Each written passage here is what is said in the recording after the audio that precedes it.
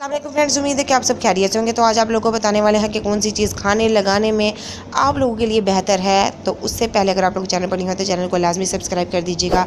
Number 1 पर है aloe vera gel. अपने अंदर बेशुमार तिबी फ़ायदे का ख़जाना रखती है और इसका गूदा अमराज़ी मैदा की ख़राबी, दांत का दर्द, पट्ठों की तकलीफ़ के लिए इस्तेमाल किया जाता है। रोज़ाना एक पत्ते का गूदा खाने से कमर और जोड़ों का दर्द नहीं होता। नंबर 2 पर है गंडेरियाँ। यरकान में गन्ने का रस बहुत ज़्यादा फ़ायदेमंद होता है, लेकिन गंडेरियाँ चूसना ज़्यादा बेहतर होता है क्योंकि ज़्यादातर गन्ने के रस के ठेलों पर हिफाजती सेहत के असूल के मुताबिक तैयार नहीं किए जाते।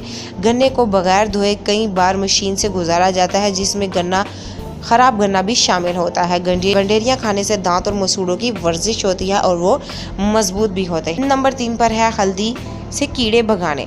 अगर असली हल्दी को बारीक पीस कर थोड़ा थोड़ा दीवारों, खिड़कियों वगैरह पर डाल दिया जाए तो घर में कीड़े वगैरह नहीं आते।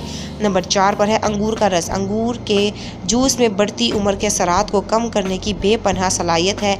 इसके अलावा खून की नालियों को चौड़ा कर खाल में खून के बहाव को बढ़ाने की सलाहियत रखता है।